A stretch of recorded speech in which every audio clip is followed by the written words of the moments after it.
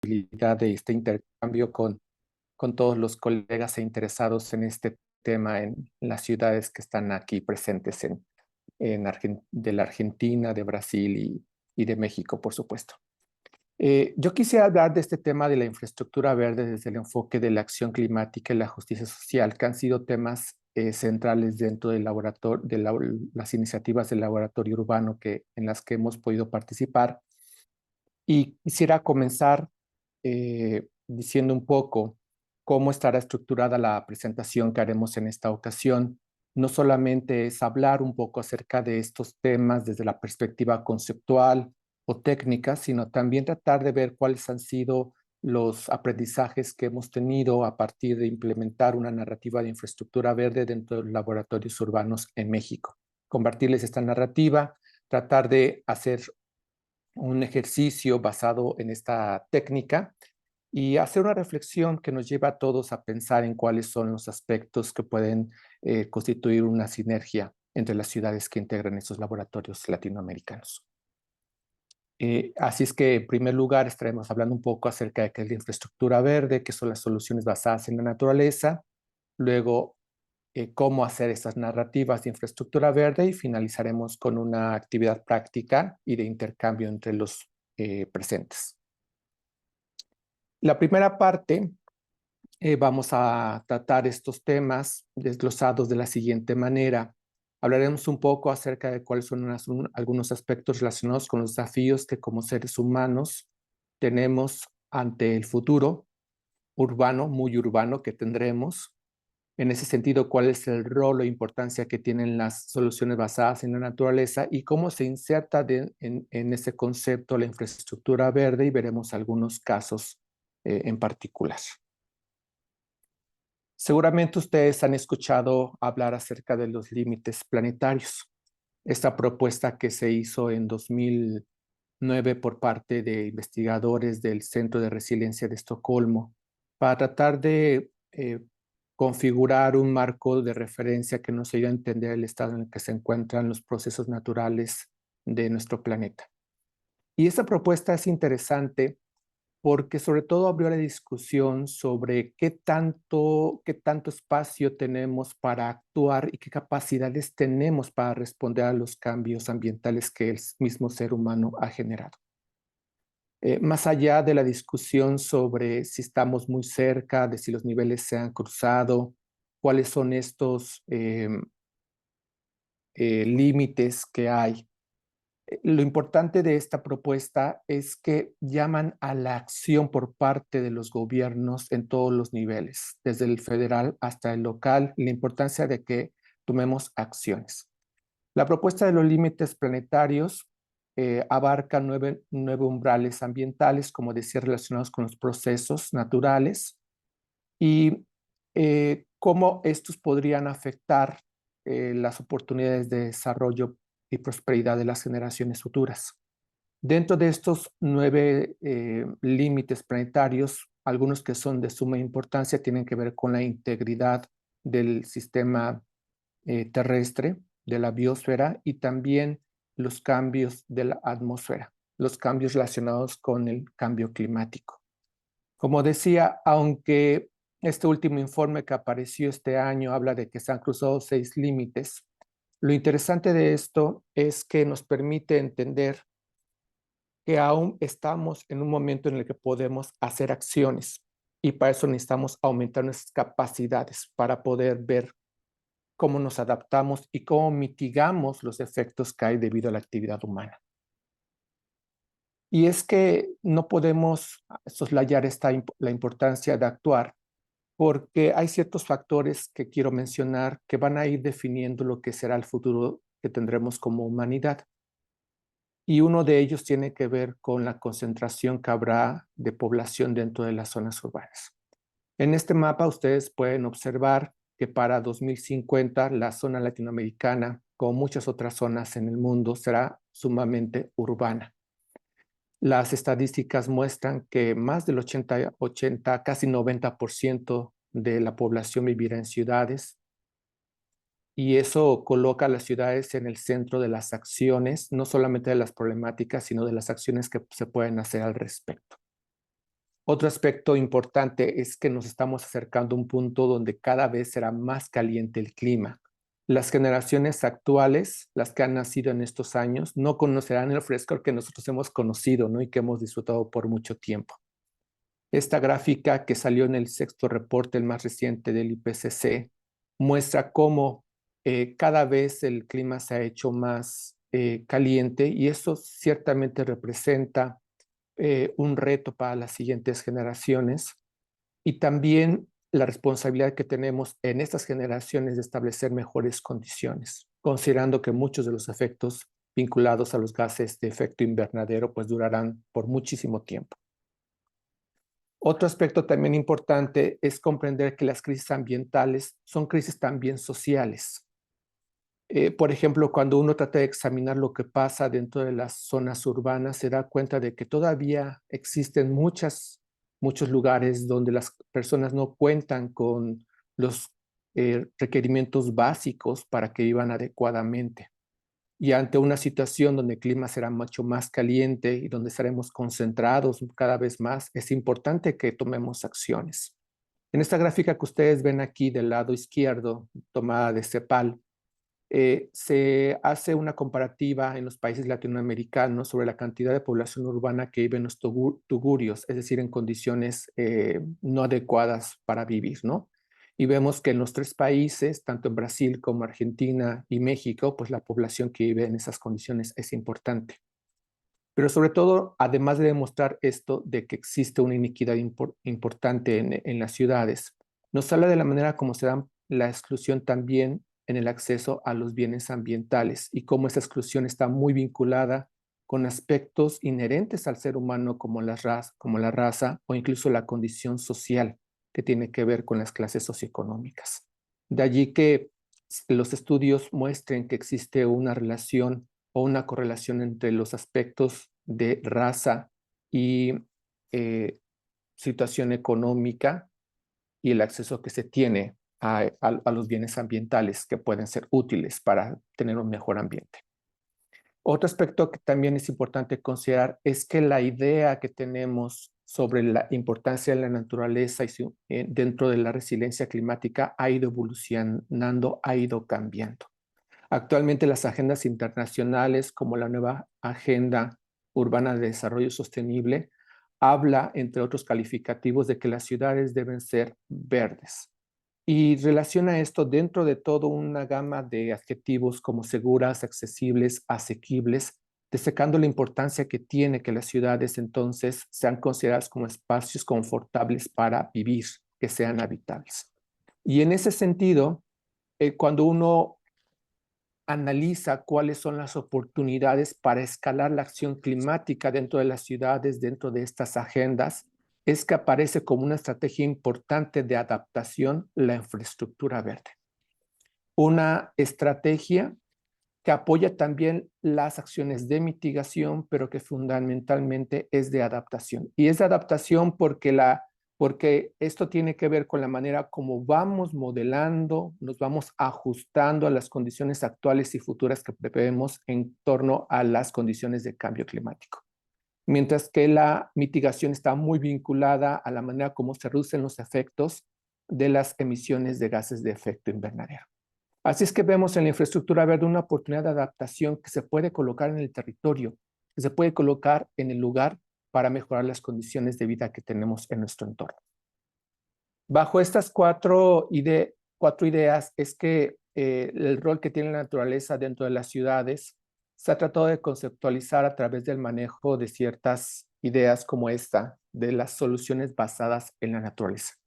Este concepto que aparece en 2008 propuesto por la Unión Internacional para la Conservación de la Naturaleza y que enfatiza no solamente la importancia que tiene la naturaleza dentro de las ciudades, sino que hay que emprender acciones para proteger, gestionar y restaurar de manera sostenible tanto los ambientes naturales como modificados.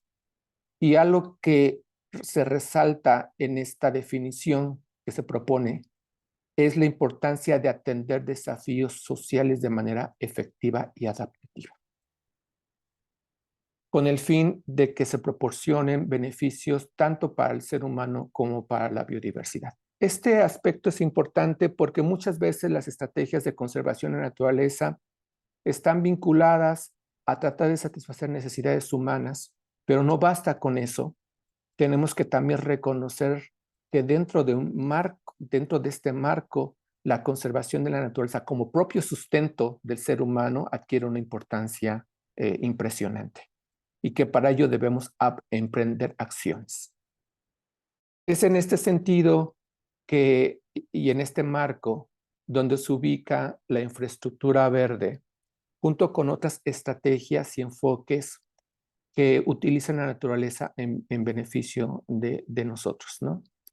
Este gráfico lo que trata de ilustrar es cómo la infraestructura verde forma parte de este conjunto de soluciones basadas en la naturaleza, donde vamos a encontrar distintos enfoques, desde los estratégicos hasta los muy ingenieriles, pero otros que tienen que ver más bien con el manejo espacial que hacemos del territorio. Y es en ese ámbito donde ubicamos las estrategias y la importancia que tiene dentro del manejo y gestión que hacemos de las ciudades en el ámbito urbano. Para tratar de entender un poco a qué nos referimos con infraestructura verde, yo quisiera que pensaran en una red, en un sistema que está compuesto por diferentes elementos y que la funcionalidad de ese sistema, la fortaleza que tiene, depende de la manera como estos elementos se conectan y la naturaleza que estos mismos elementos tienen. Así es que una infraestructura verde ha sido asemejada a una infraestructura urbana como un sistema de riego, de drenaje o un sistema eléctrico, porque también puede ofrecer servicios a los seres humanos. Así es que la infraestructura verde funciona bajo la noción de un sistema de redes que, al conectarse con otras redes, provee servicios de soporte para la actividad humana. Pero aquí un componente importante es el verde, ¿no? Cómo se integra en la naturaleza. Y eso hace que adquiera una dimensión mucho más importante, que va más allá de las fronteras que puede tener una ciudad y que nos hace pensar en cómo los sistemas naturales se van interconectando de manera que forman un sistema de redes interminable que soporta tanto la vida humana en lo individual como la vida natural, pero también la vida que hacemos en sociedad. Y es que esto está de la mano de un cambio que ha habido en el paradigma de la manera como abordamos la infraestructura, de solamente centrarnos en aspectos técnicos que hacen énfasis en la resistencia, la capacidad de recuperación o de absorción que puede tener una infraestructura, a pensar cómo tenemos que vincular la construcción de los soportes físicos de la ciudad a la sociedad.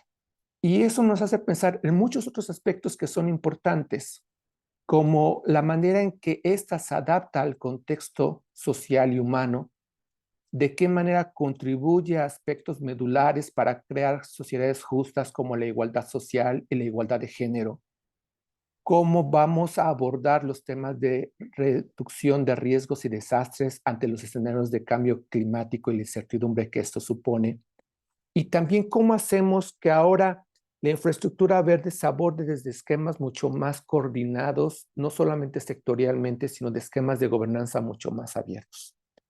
Y ese cambio en el paradigma que ahora ocurre en cuanto a la planeación y construcción de la infraestructura se refleja también en los temas de infraestructura verde urbana. Es así que cuando hablamos de infraestructura verde, si ustedes van y buscan en la literatura, van a encontrar un sinnúmero de definiciones, ¿no? Yo en algunas revisiones que he hecho en México, he encontrado 9, 10 definiciones sobre este tema, pero he querido traer a colación esta que propone el IPCC sobre la importancia que tiene en el marco del cambio climático, tratar de entenderles la infraestructura verde como un conjunto interconectado y estratégicamente planificado de sistemas ecológicos naturales y construidos y espacios verdes. Esta idea de la interconexión y el uso intencionado estratégico le da relevancia a los sistemas naturales. Y entonces lo pasa de ser simplemente un espacio de conservación a un espacio de utilidad humana que puede ser importantísimo dentro del tejido territorial, tanto de la ciudad como de las periferias y las zonas rurales. Pero la importancia estratégica también reside en que proporciona ciertos servicios a partir de las funciones que tiene y que esos servicios se traducen en beneficios, como veíamos a partir de la definición de soluciones basadas en la naturaleza, beneficios para las personas y para la biodiversidad. Pero para que podamos entender esos beneficios, es importante que tratemos de ir ubicando cómo se va distribuyendo la infraestructura verde dentro del territorio. El territorio se compone tanto de una base física y de una base humana. Y es la interacción entre la base física y humana la que da surgimiento al territorio y a la imagen que vemos a través del paisaje. En esta ilustración es una fotografía de una ciudad llamada Irapuato en el Bajío mexicano. Y aquí podemos observar estos tres gradientes que puede ocupar el territorio. La zona natural, la zona agrícola modificada por el ser humano y la zona construida. Cada una de estas, por las dinámicas que tiene, la manera en que se va combinando la naturaleza y el ser humano, van dando surgimiento a diferentes ambientes naturales, seminaturales y construidos. Pero en ellos podemos encontrar sociedades, formas de organización humana con características, creencias, formas de pensar muy distintas, comportamientos distintos, tanto en el ámbito rural como en el ámbito urbano. Es en ese tejido, en esa amalgama de relaciones naturales y humanas, donde se dan esquemas de conservación de la naturaleza y donde vamos a tratar de entender qué es lo que pasa con la infraestructura verde. En ese sentido, eh, la conservación de la naturaleza puede darse en diferentes formas, ¿no? O esquemas a través de la conservación en núcleos, es decir, en zonas donde la naturaleza se encuentra en muy buenas condiciones, en hábitats que han sido restaurados, en zonas que pueden ser consideradas como de amortiguamiento porque cumplen una función de contención quizás de las ciudades, o también áreas multifuncionales dentro de ecosistemas construidos donde la relación con el ser humano es mucho más fuerte. Pero tratar de entender la relación de la naturaleza en el territorio es importante para comprender cómo esta estructura o este sistema de espacios naturales cumple ciertas funciones y provee ciertos beneficios, incluso a nivel regional y a nivel de un sitio. Es por eso que cuando hablamos de infraestructura verde conviene tratar de entender estas relaciones en diferentes escalas.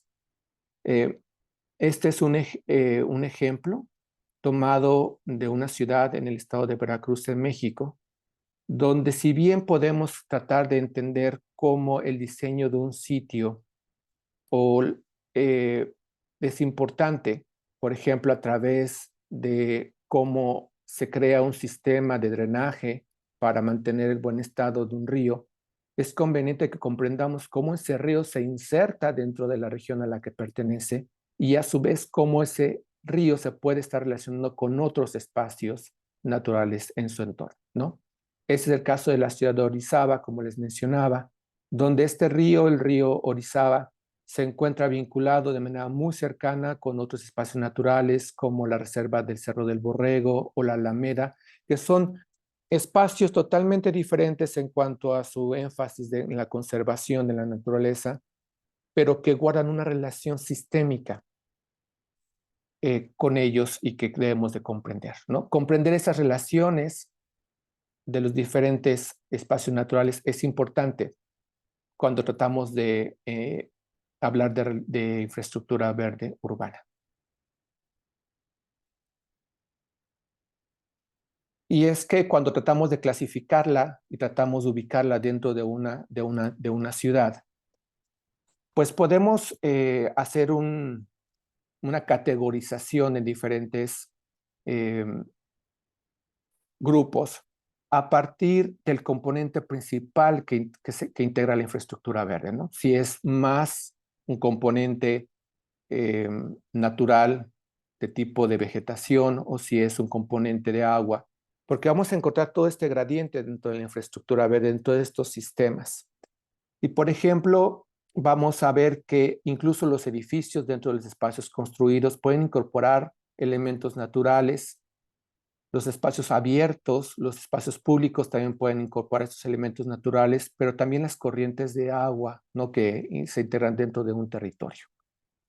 Así es que si uno, por ejemplo, hiciera un examen o un análisis de las ciudades, pues podemos encontrar las azoteas verdes en los edificios, los parques, el arbolado urbano, incluso los huertos como espacios productivos, ¿no? Como un tipo de jardines comunitarios que se integran dentro de la infraestructura verde, pero también sistemas de drenaje o humedales, ¿no? Que forman otro tipo de espacios que también cumplen una función importante dentro de la estructura hidráulica dentro de una ciudad.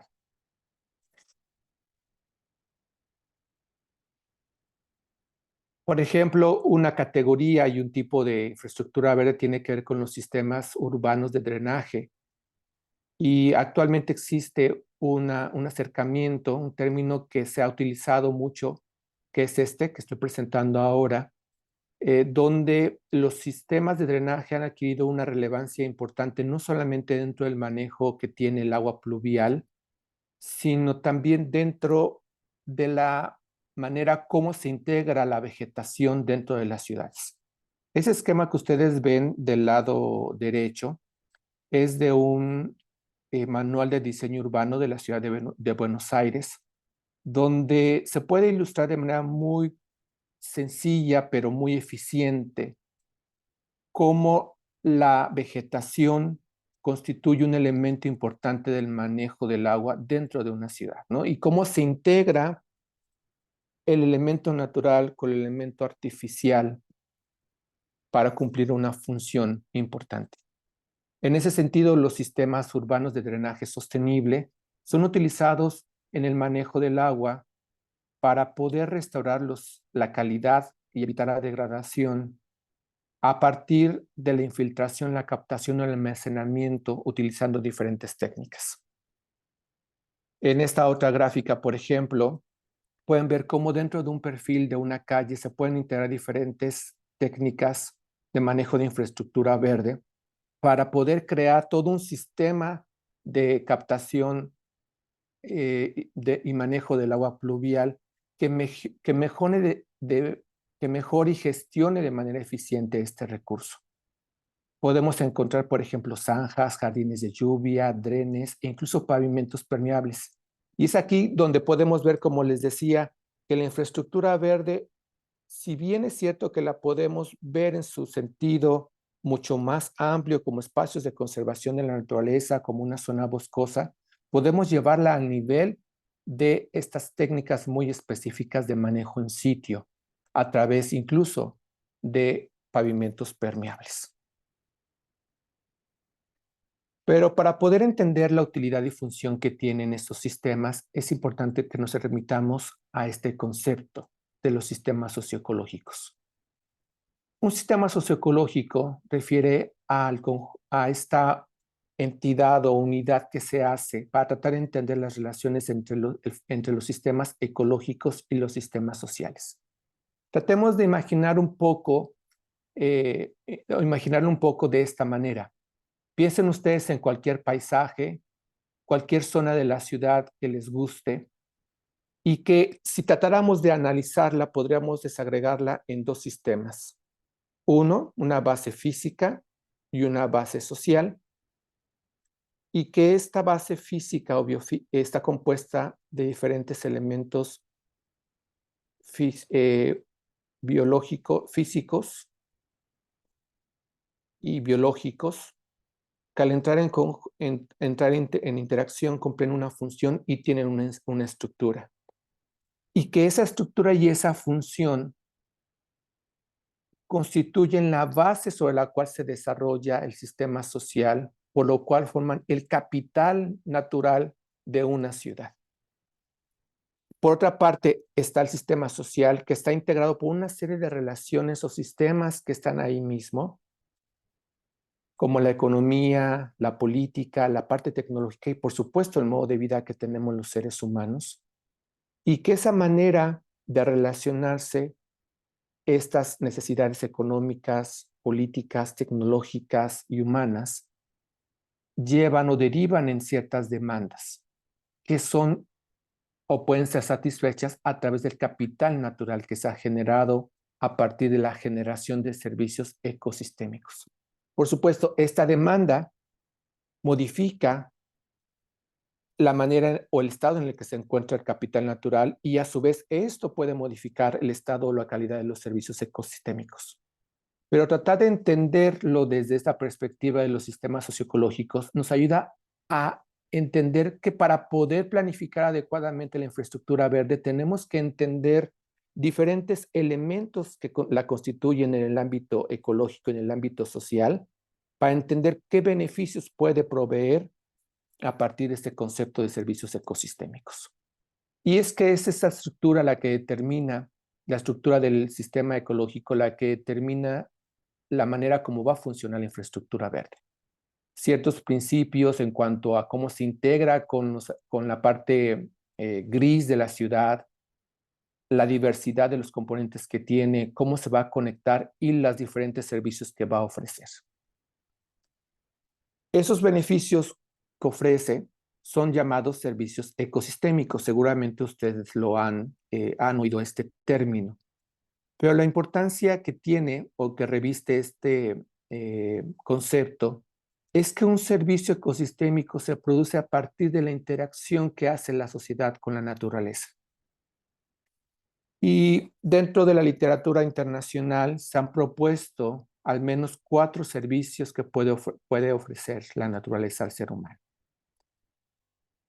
Servicios de soporte, culturales, de provisión y regulación, que son importantes para satisfacer necesidades, pero sobre todo para constituir o para mejorar el bienestar humano. Y ustedes saben que el bienestar humano pues implica aspectos tanto materiales como inmateriales que son necesarios para que podamos vivir de manera adecuada. Por ejemplo, si yo les preguntara, ¿qué tipo de beneficios producen estos lugares? ¿Qué me dirían ustedes? Esas fotografías que ustedes ven son tomadas de un curso que se dio sobre fotografía para los laboratorios urbanos.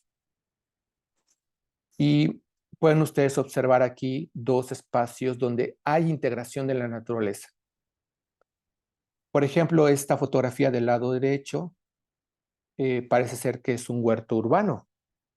¿Qué servicios ecosistémicos creen que provea un espacio de este tipo? No sé si alguien me pueda comentar. Tienes que volver a la imagen grande para que la alcancen a ver bien de pronto, Jair. Ya a nuestra Ok, edad, de esa acuerdo. letra tan pequeñita no se lee. Gracias. Ok, de acuerdo. A ver, sí, escuchamos a... Ay, ¿quién É, está aquí? pode comentar sobre as 2 fotografias anteriores, professor Jairo? Sí, Sim, é adelante. que você pode voltar a foto, por favor? Meu nome Sí, é Márcia, eu sou de um coletivo de mulheres catadoras de materiais recicláveis aqui na periferia norte do município de Teresina, Piauí, Brasil, onde tem um dos laboratórios da Aliança, das coalizões e pela aliança aqui da WRI.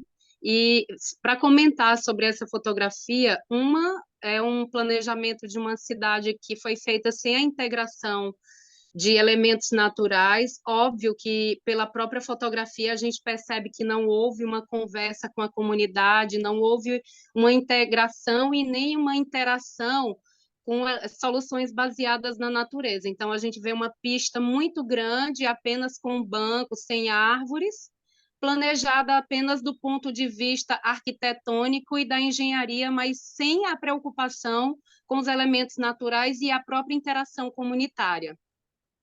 E a segunda fotografia, a gente já vê um planejamento pensado, inclusive, com trabalho para crianças, para a primeira infância, né? E reutilização de materiais que, no primeiro momento, poderia ir para o lixo. Por exemplo, é um dos materiais que a gente trabalha, pneus, reutilização de pneus, plantas, árvores. Ou seja, a gente vê a diferença entre esses dois espaços. Usou muito pouco recurso, que reutilizou matéria-prima que já não tinha mais uma função, mas reutilizou, adequando a soluções baseadas na natureza e, pelo visto, muito barato, soluções baratas e simples, com tecnologias sociais, e o outro, que é o asfalto, sem a interação, parece que utiliza muito recurso, mas sem nenhuma participação comunitária e nem com soluções baseadas na natureza. Essa é uma percepção minha, não sei se está correto. Muy bien, muy Obrigada. interesante lo que ha dicho. No, al contrario, molto obrigado. Muy interesante lo que acaba de decir ahora nuestra colega del laboratorio de Teresina, porque Marcia. efectivamente aquí podemos, Marcia, muchas gracias, Marcia, porque ciertamente, como ha mencionado ella, podemos ver cómo se hace aquí un acercamiento hacia la naturaleza, soluciones basadas en la naturaleza, con dos formas distintas y con recursos muy distintos, unos vinculados a la planeación urbana de manera muy franca, otros con recursos naturales. Y me encantó lo que dijo de que en ambos casos, a pesar de contar con recursos muy diferentes, se puede integrar la naturaleza e interactuar de manera efectiva con ella, ¿no? Y es ahí, en esa interacción, donde está la clave para poder entender la importancia que tienen las soluciones basadas en la naturaleza, aun cuando los recursos que tengamos disponibles sean diferentes, ¿no? En un ambiente o en otro pueden proveer servicios. Aquí, por ejemplo, en este lado, del lado derecho, en este jardín de niños, pues no solamente está relacionados con la provisión de educación ambiental y de alimentos, sino también con relaciones sociales que permiten que haya un ambiente mejor de interacción de los pequeñitos acá, ¿no? A diferencia de lo que pueda haber en un espacio como este, donde es un espacio de circulación simplemente y donde quizás la vegetación está cumpliendo una función más de carácter de imagen urbana y de mitigación de isla de calor o de temperaturas, por ejemplo. Pero muy buena participación de parte de Marcia. Muchas gracias. No sé si hay algún comentario más acerca de esta percepción de la diferencia que pueda haber en cuanto a los servicios ecosistémicos que provee la naturaleza dentro de la ciudad.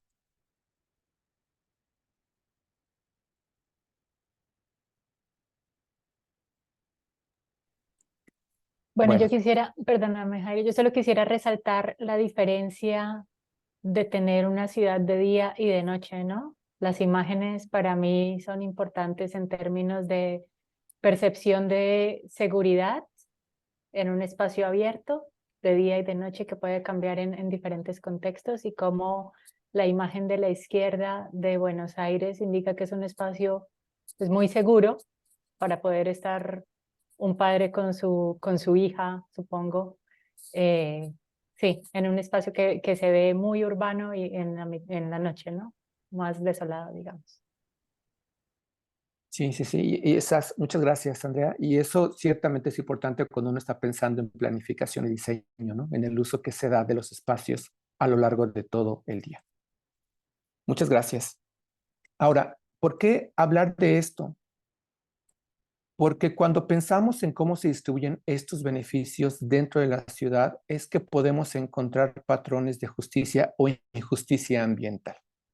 Yo les decía al principio que uno de los retos que hay dentro de las ciudades, especialmente de nuestras ciudades latinoamericanas, tiene que ver con tratar de disminuir las desigualdades, no solamente sociales, sino ambientales. Y cuando en un territorio tenemos un capital natural, tenemos un servicio ecosistémico y por otra parte tenemos una demanda pero que al conjuntarla resulta que quienes necesitan esa provisión de servicios ecosistémicos no lo tienen, se producen patrones, se produce una injusticia. Por eso resulta importante que cuando se desarrollen este tipo de proyectos o cuando se cree infraestructura verde dentro de la ciudad, tratemos de pensar dónde se produce y a quién beneficia. La distribución muchas veces, y eso lo han demostrado los estudios, se da de manera heterogénea. Y eso supone el reto de cómo podemos ir a partir de esa heterogeneidad del territorio, disminuyendo las desigualdades y promoviendo que haya un acceso más equitativo a los bienes ambientales y los beneficios que proporcionan. Es allí donde este tema toma relevancia, pensar cómo accedemos a los servicios ambientales a partir del desarrollo de infraestructura verde. Y es que es importante que reconozcamos que también puede haber efectos no deseables cuando se crea un bien ambiental. Y ese caso ha sido documentado. Hay un proyecto, seguramente ustedes lo han escuchado, un importante proyecto que se realizó en los Estados Unidos para recuperar una vía del tren en un distrito que había sido abandonado en la ciudad de Manhattan. Y se creó un parque lineal elevado que tiene una extensión de 2,3 kilómetros. En términos de rehabilitación urbana, este proyecto fue sumamente importante y ahora forma parte de un bien turístico y ambiental de la ciudad. Sin embargo, un estudio registró que a partir de ese proyecto se inició un proceso de ecogentrificación, ¿no? Hemos oído hablar de la gentrificación, de la rehabilitación que ocurre en muchos barrios y cómo esto empieza a desplazar a los residentes, pero también la creación de bienes ambientales puede provocar un efecto similar, ¿no? En el caso de este estudio que se hizo, se encontró que hubo un desplazamiento de residentes y una migración de poblaciones ricas, incluso en un ámbito de globalización llegaron migraciones de gente de otros países, debido a que hubo un aumento de la vivienda de un 35% aproximadamente, ¿no? Y es interesante porque incluso este estudio mostraba que conforme tú te ubicabas dentro en el edificio, en el nivel que estuviera el piso en el que tuvieras tu departamento, el aumento de la vivienda era aún mayor. Por eso conviene que pensemos en estos proyectos y en los beneficios que generan en un entorno mucho más amplio. Y quiero presentar aquí dos casos que me parece interesante traer a colación, porque ambos se sitúan en condiciones de inequidad y desigualdad en contextos latinoamericanos. El primer caso es el del Canal Nacional de la Ciudad de México. Es un proyecto que se ubica en uno de los relictos, en una de las zonas lacustres que todavía tenemos, que hay dentro de la Ciudad de México, y lo que se hizo fue rescatar un afluente que todavía existía y que conectaba antiguamente la parte de producción de Chinampas con el centro de la Ciudad de México. Y lo que se hizo a través de este rescate es tratar de recuperar servicios ecosistémicos a partir del rescate hídrico, el manejo hídrico de este afluente.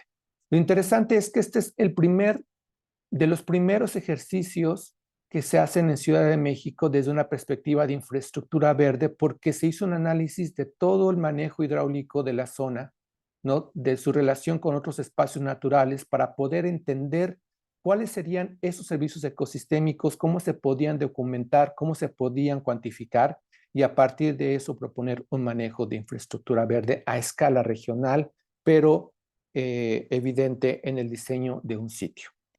En ese mismo sentido, hay un caso que es bastante interesante, que la literatura registra, que es el caso del Parque de la Familia en la ciudad de Santiago, donde también se hace el rescate de un río de unas 20 hectáreas sobre una zona que había sido degradada por actividades industriales y donde también se hace la recuperación hidráulica a la par de hacer también la recuperación del espacio público. Aquí lo interesante no solamente es el contexto donde se da esta recuperación, que era una zona de bajos recursos, sino también la manera como se integra este proyecto de recuperación del río a toda la estructura hidráulica de la zona e incluso la estructura natural y paisajística.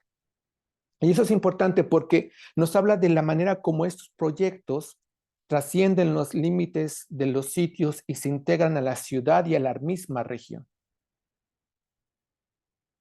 Por supuesto, para que esto pueda lograrse, pues hay ciertos retos y oportunidades. Y muchos de estos retos tienen que ver, en principio, con la manera como se crean las condiciones propicias para el desarrollo de los proyectos. Dos factores que se han visto que son básicos tienen que ver con que haya voluntad política como una condición para poder promover esos proyectos y que haya interés de parte de los que se pueden beneficiar de estas iniciativas. ¿Cómo se integran las partes interesadas para lograr que haya un apoyo para el desarrollo de esos proyectos? El diseño, desde la parte del diagnóstico hasta la parte de la implementación, son aspectos fundamentales. Otros aspectos que también son importantes es considerar cómo estos proyectos se insertan o obedecen a las regulaciones que existen en el sitio, cómo se integran al contexto económico, cómo se crean las normas de diseño para poder establecer los proyectos de infraestructura verde. Y yo quisiera en esta ocasión centrarme en dos retos que son importantes: el financiamiento y la innovación a partir de la evaluación de los proyectos. Y es que, por ejemplo, en términos de financiamiento, cuando uno examina cómo se dan los recursos para la mitigación, para las acciones climáticas en nuestra región, puede en principio ver que los informes muestran que muchas de las acciones o de los recursos tienen que ver con la inversión que se da para mitigación al cambio climático. Y como decía a un inicio, muchas de las estrategias de infraestructura verde están relacionadas más bien con adaptación. Entonces aquí nos habla, ¿no?, de dónde se está generando principalmente la inversión, que a nivel mundial principalmente se da en mitigación y que eso representa el 90% de la inversión total. En el caso latinoamericano, el 6% de la inversión total a nivel mundial que se da, el 6% está relacionado con financiamiento para proyectos de este tipo en Latinoamérica. Pero muchos de los retos financieros tienen que ver con factores de riesgo en términos no solamente de aspectos técnicos y legales de cuando se hace un proyecto, sino también de entender que hay riesgos mismos que se dan por la interacción con la naturaleza, por las dinámicas ambientales, por la manera en que van a reaccionar los ambientes naturales a las iniciativas, al manejo humano, y que eso mismo constituye un aspecto importante. Aquí en esta gráfica que ustedes ven del lado derecho, he listado estos, con base en la revisión de literatura, estos 6 riesgos que se han documentado. Y uno que es básico es cómo se establece un marco político y regulatorio para que los proyectos puedan realizarse de manera adecuada. Y es que de esto se encadenan muchos otros aspectos técnicos, legales y contractuales. Y también un riesgo importante que influye en lo financiero es cómo se da la interacción de los proyectos a partir de la comunicación y la planeación con la comunidad, ¿no? Porque la manera como se da esta parte puede constituir o no un riesgo que impacte financieramente el desarrollo de un proyecto. El otro aspecto que tiene que ver con la innovación es la manera como se evalúa el desempeño o el impacto que tienen los proyectos de infraestructura verde. Una propuesta que resulta importante tiene que ver con los estándares globales para las soluciones basadas en la naturaleza. Esa propuesta que hizo la Unión Internacional para la Conservación de la Naturaleza en 2020, en el que establece un marco de aprendizaje sistemático que a partir de diferentes iniciativas se establecen estos criterios para ver qué lecciones se han aprendido de la implementación de estas iniciativas de soluciones basadas en la naturaleza.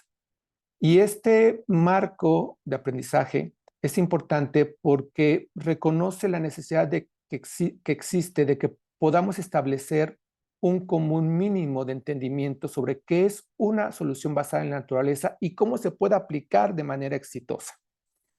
Y lo que hace es establecer 8 criterios y 28 indicadores a partir de este ciclo que reconoce que para que podamos establecer una adecuada evaluación de las soluciones basadas en la naturaleza, tenemos que partir de reconocer qué problema es el que queremos abordar, cuál es la complejidad de los sistemas que estamos abordando, cómo se está manejando la integridad de la naturaleza y cuál es la viabilidad económica y cuáles son los esquemas de gobernanza que se están estableciendo para poder generar una propuesta.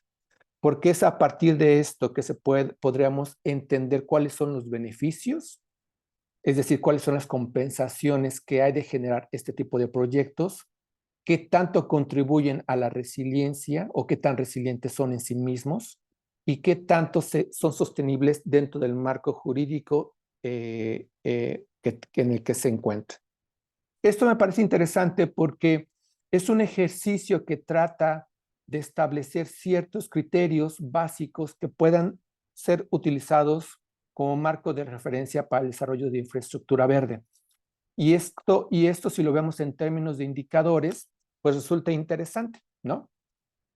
Muchos de los indicadores que actualmente se utilizan para infraestructura verde se ubican dentro de modelos compuestos. Y lo digo así porque son modelos que no solamente tratan de evaluar un aspecto de una dimensión de la sostenibilidad, sino que tratan de evaluar diferentes dimensiones de manera simultánea a partir de definir un marco conceptual claro. Y es aquí donde entra la importancia de tener más que una definición de qué es infraestructura verde, tener una concepción clara de cuáles son las dimensiones que constituyen el marco de referencia para poder evaluar el impacto de un proyecto. Este es un esquema que permite entender algunas de las dimensiones básicas que pueden constituir el marco de evaluación de los indicadores a partir de comprender que la infraestructura verde, pues, es una entidad que provee servicios ecosistémicos, que depende de la biodiversidad, que contribuye a la cohesión social y territorial, al bienestar humano y a la sostenibilidad del territorio.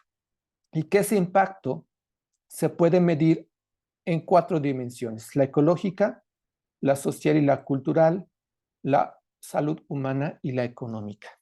Pero cuando tratamos de entender estos indicadores en su conjunto, es cuando podemos realmente evaluar qué tan sostenible o no puede ser una propuesta de infraestructura verde. Es ahí donde pues resulta interesante, ¿no? Tratar de entender cómo un proyecto puede ser relevante en el contexto en el cual se está ubicando, no solamente en términos ecológicos, sino también humanos e incluso económicos. Hasta este momento, aquí haríamos una pausa, si les parece, de 5 minutos. No sé si aquí o en este punto hay algún comentario o pregunta que ustedes tengan. Antes de pasar a la parte 2.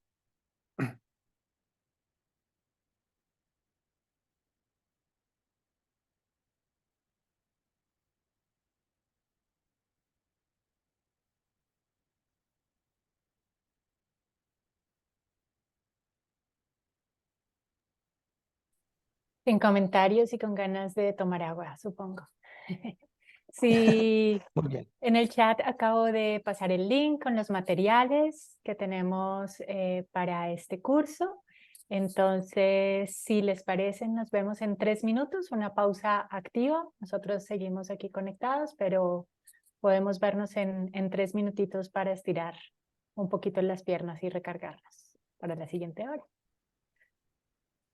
De acuerdo. Gracias. Gracias, ya nos vemos. Bien, pues continuemos entonces con esta segunda parte. donde quiero que hablemos un poco acerca de algunos métodos relacionados con la planeación de infraestructura verde y una metodología que utilizamos para los laboratorios urbanos en León y Naucalpan a través del uso de narrativas.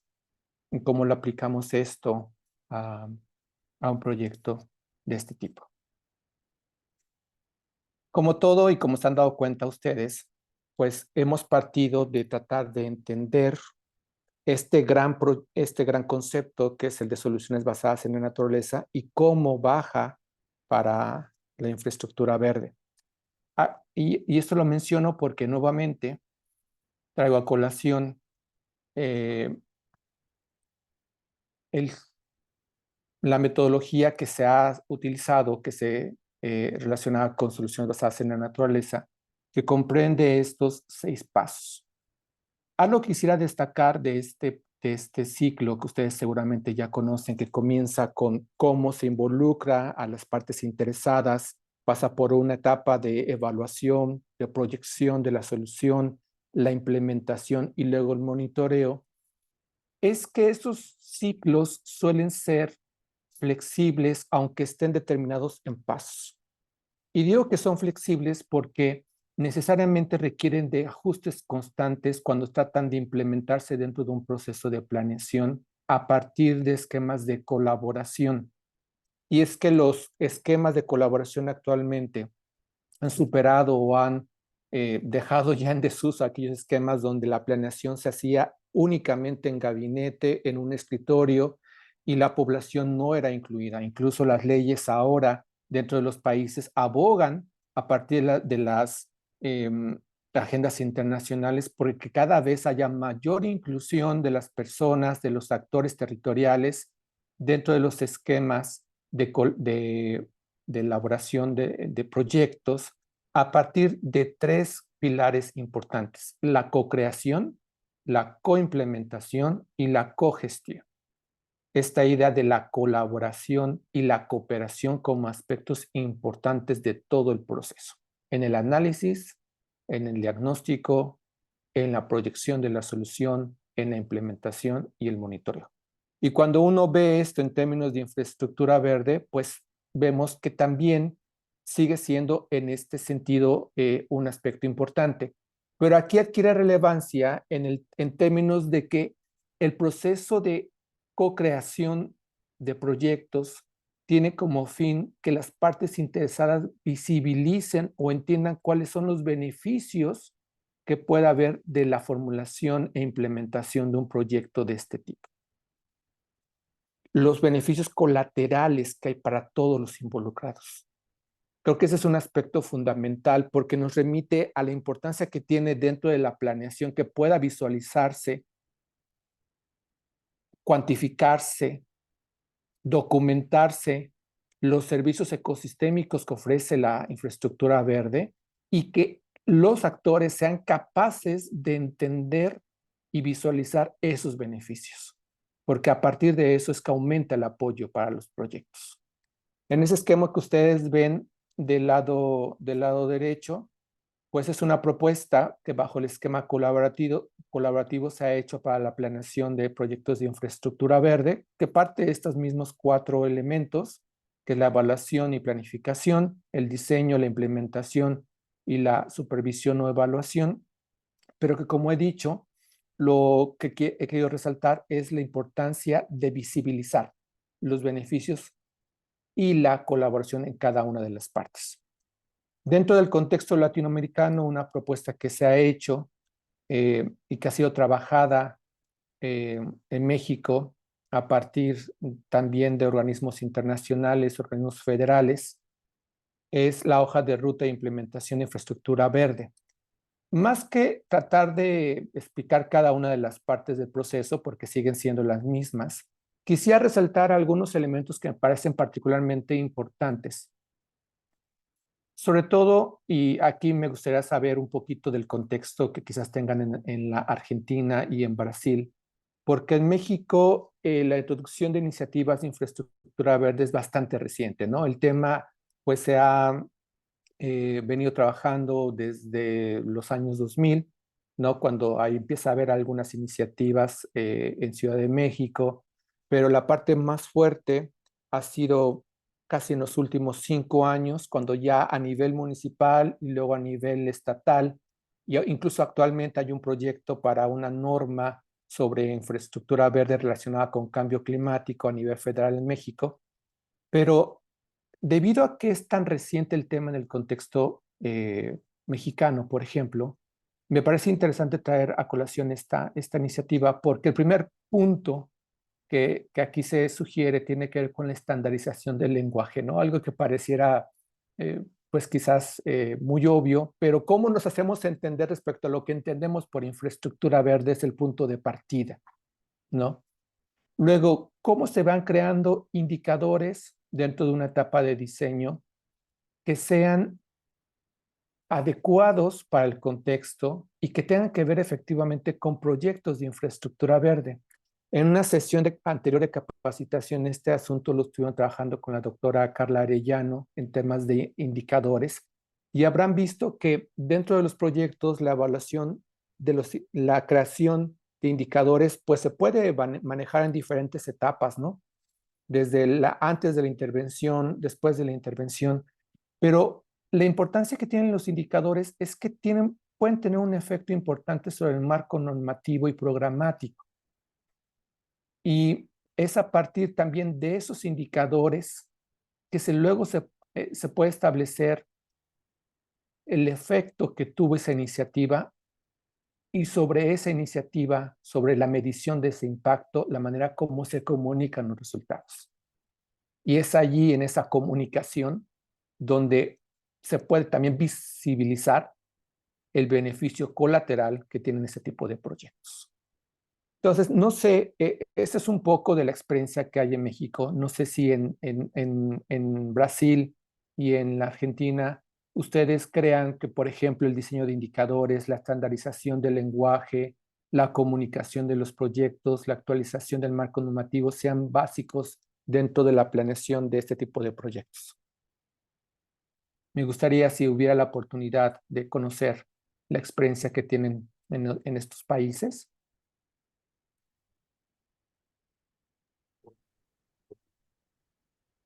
Bárbara, Jojo, Jonathan por Argentina de pronto, Dalila, Marcia, Valeria. No sé si tienen conocimiento o es una tarea que podemos investigar a futuro. Nosotros también estaríamos muy interesados en conocer este marco nacional que tengan para saber qué tanto se compatibiliza, qué tanta armonía hay entre nuestros esfuerzos de comunidades en cada ciudad con este enfoque nacional. ¿Cómo creen que se está articulando el esfuerzo que se hace desde el territorio con las políticas nacionales en sus países?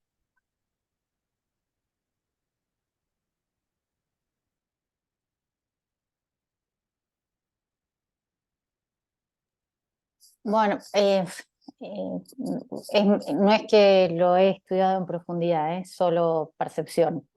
Creo que también, como estaban comentando recién, es algo reciente en Argentina, en general el uso de poner hincapié en el uso de soluciones basadas en la naturaleza, infraestructura verde urbana.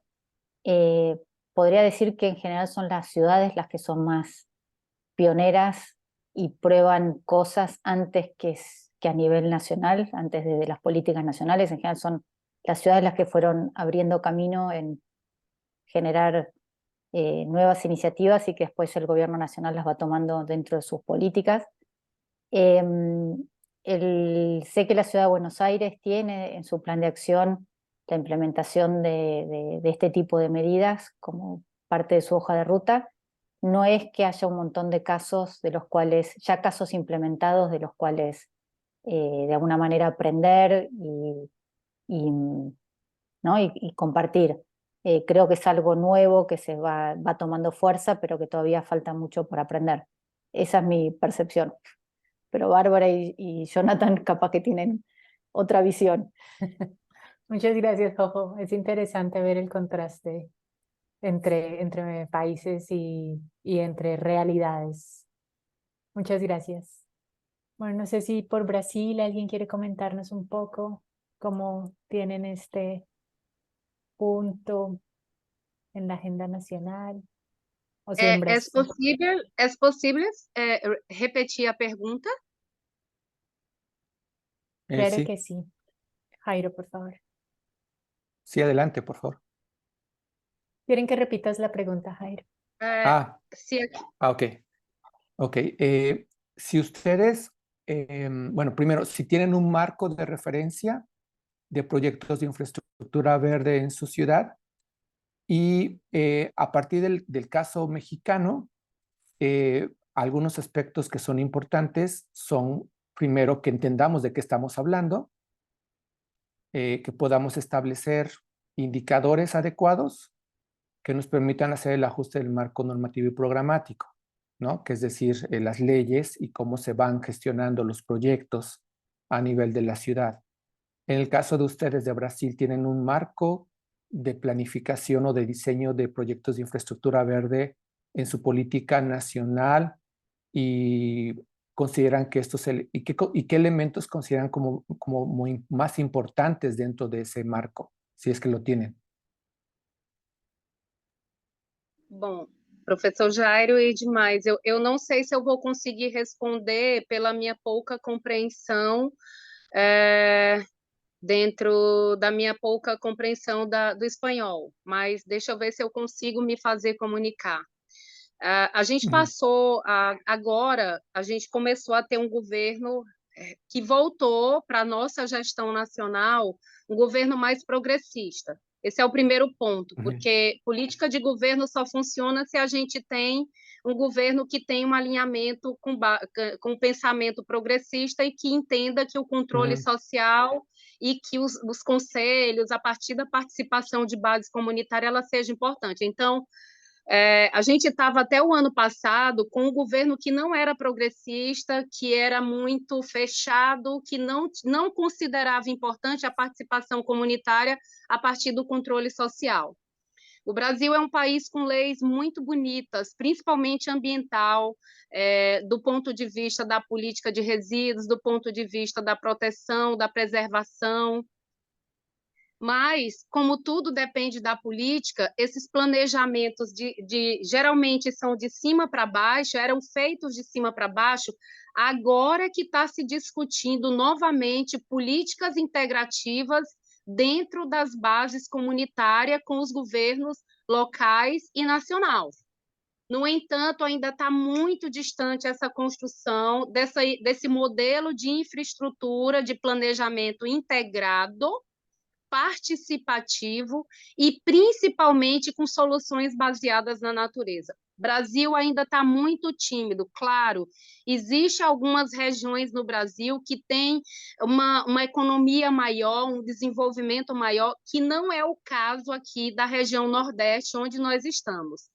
Mas o que a gente tem visto dentro da nossa aliança aqui é o esforço, todo o esforço e a construção de querer se chegar nesse modelo de implementação, de ecocriação, de cocriação e de modelo de gestão participativa com toda essa governança, que é o que vem acontecendo na Aliança pelo Edgar Gayoso, do qual está a base dessa coalizão aqui em Teresina, né, que é um bairro que foi segregado, e aí a Aliança chegou e está fazendo todo esse modelo de construção participativa, com também esse modelo com soluções baseadas na natureza. Então, é uma tentativa, é um esforço muito grande que a WRI vem fazendo, porque há um grupo de atores sociais bem distinto que envolve desde as academias, a gestão pública, a sociedade civil. No caso, nós estamos lá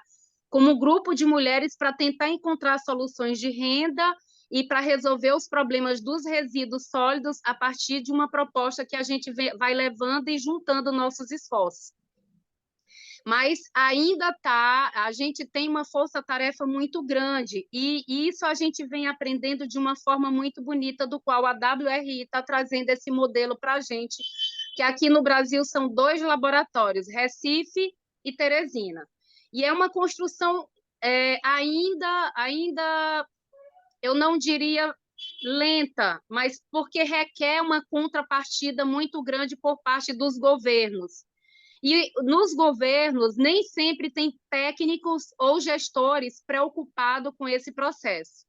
Mas no papel, aqui no Brasil, muita coisa é linda na teoria, mas na prática ainda precisamos avançar, porque a legislação é bonita, mas entre a legislação e a boa vontade de fazer esse planejamento, tudo é ainda muito novo, baseado nesses modelos de soluções. Eu não sei se foi essa a resposta, se é essa a compreensão. Mas esse modelo que está se construindo aqui no Edgar Gaioso é um modelo muito participativo, com cocriação, ouvindo a voz, com devolutivas da comunidade, e a própria autonomia que a gente vai tendo dentro desse processo que requer educação política, educação participativa, autonomia dentro dos espaços colaborativos e construção. É isso. Obrigada, Muito obrigado. Marcia. Me parece muy interesante. Quisiera hacer un comentario antes de darle la participación a Paco. Creo que aquí tengo la impresión de que hay tres aspectos que parecieran comunes, ¿no? A nuestros países. Uno tiene que ver con que las iniciativas están surgiendo desde lo local, ¿no? Estas iniciativas que buscan sí que haya esquemas colaborativos y co-creativos de implementación de soluciones basadas en la naturaleza, pero a nivel local, y son los gobiernos locales quienes están teniendo un papel importantísimo, ¿no? Y ese también ha sido el caso de México. El otro es que muchas veces, el otro punto es, se está actuando y y esto nos está obligando a reflexionar y buscar esquemas que soporten estas iniciativas, ¿no? En el caso de México, por ejemplo, las iniciativas locales empezaron a surgir, pero no había un marco normativo nacional ni estatal, por ejemplo, en muchos casos. Pues me parece interesante no ver que hay una similitud en ese sentido. Y la otra es que pues sí coincidimos, ¿no? En que hay una necesidad de que estas soluciones basadas en la naturaleza se aterricen dentro del espacio de nuestras ciudades, ¿no? Entonces, bueno, súper interesante lo que acaba de mencionar de este caso de Brasil. Creo que hay similitudes que compartimos entre todos. No sé, Paco. Y luego estaba Valeria. Sí, gracias.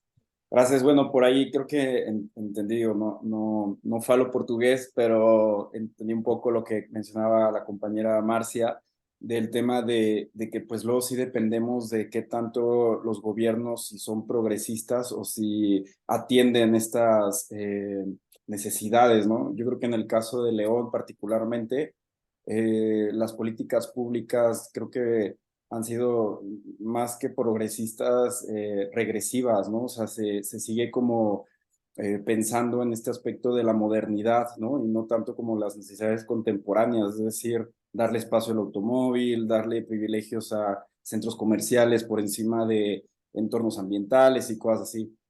Por ahí tú mencionabas también un tema de voluntad política que es súper necesaria, ¿no? Para que este tipo de intervenciones pues puedan trascender. En ese sentido, Jairo, con tu experiencia y con todos tus estudios, ¿cómo podemos pasar de precisamente la teoría de políticas públicas a la puesta en marcha de políticas públicas, ¿no? Porque creo que ahí es donde estamos como frenados, es decir, hay voluntad social, hay intervenciones, hay proyectos, hay gente muy talentosa que participa en estos laboratorios, luego nos topamos con pared, ¿no? Precisamente por el tema de la voluntad política. ¿Qué se hace en esos casos? ¿Cuál es la estrategia? Qué pregunta tan importante. ¿Cuál es la estrategia? Mira, voy a tratar de explicarme a partir de un caso que acabo de tener ahorita. Me encuentro en el estado de Veracruz, aquí en México, exactamente en realizando una investigación sobre infraestructura verde, pero vinculada a ríos, ¿no? Quizás por eso los dos ejemplos que mostré eran de ríos, ¿no? Porque es lo que estoy viendo ahorita. Fui con una persona a un río aquí en una ciudad, en la ciudad de Córdoba, que ha estado muy involucrada en la acción ciudadana para promover proyectos de rescates, de un rescate de un río. Y yo le preguntaba, ¿qué crees tú que representa este río para la gente de esta ciudad? Y con tristeza me dijo, yo que para la gente representa un caño, así utilizó la palabra, es un caño. Y es algo muy fuerte que él piense que la percepción que tiene la población en general es esa, ¿no? Obviamente es una perspectiva, ¿no? Y luego le pregunté, bueno, ¿y qué crees tú que represente esto para el gobierno? Y me dijo, pues yo creo que representa un problema. Ah, pues también es muy revelador del sentir que tiene sobre lo que él piensa, ¿no? Pero lo cito porque pareciera que, primero, no hay una clara idea de los beneficios que puede generar un proyecto para ninguna de las partes. Creo que allí hay un reto, ¿no? Un proyecto de este tipo, la naturaleza dentro de la ciudad, comprendemos o somos capaces de generar un discurso que te permita comprender la importancia que tiene, ¿no? Porque esta iniciativa que ellos han hecho para estos ríos es porque para ellos representa algo más que un problema, ¿no? Entonces creo que debe haber un acercamiento entre las partes interesadas para comprender los beneficios, encontrar el común. No son finalmente dos partes distintas, pero creo que tanto la parte gubernamental como la parte social deben encontrar el común de por qué un proyecto de este tipo genera un beneficio para ambas partes, ¿no? Y no un problema. Porque entonces cuando se percibe como que genera un problema, es allí donde hay un apartarse de buscar una solución. Pero cuando hay un común y podemos conciliar esos intereses, que ese sería el segundo punto, podemos conciliar esos intereses, es donde creo que podemos empezar a promover esto. Hay una lección eh, que creo que del Laboratorio Urbano de México surgió, lo voy a comentar al rato, pero tiene que ver con la participación de un tercero también en este tipo de proyectos, cuando alguien lidera un proyecto de este tipo, ¿no? Entonces, yo lo pondría en esos tres términos. Primero, tratar de comprender y visibilizar, por eso la importancia de visibilizar los beneficios, de conciliar los intereses y de contar con alguien que promueve y apoye este proceso de conciliación y de proyectos, ¿no? Yo lo pondría en esos términos, Paco.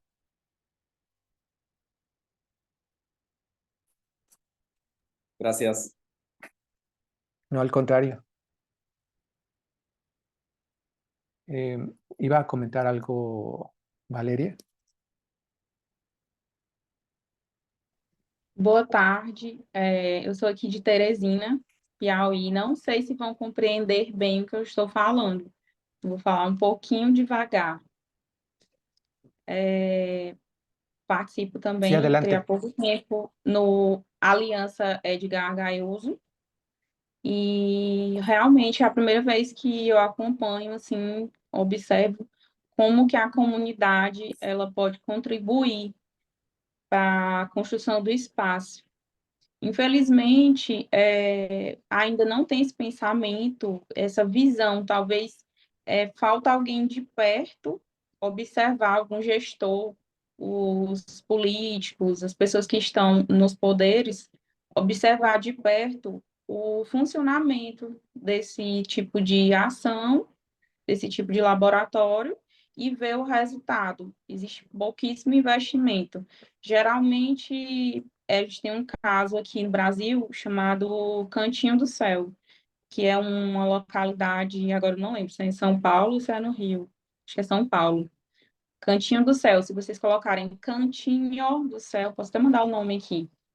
que é bem parecido com o que foi feito aqui em Teresina.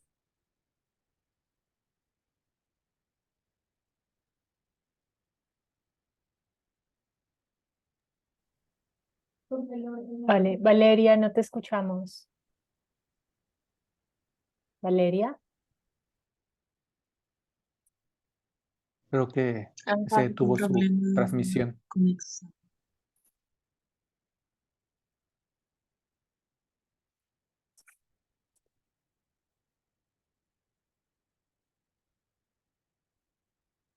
Creo que no la escuchamos, ¿verdad?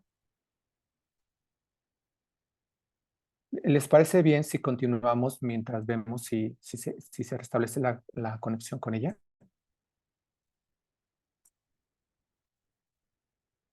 Sí,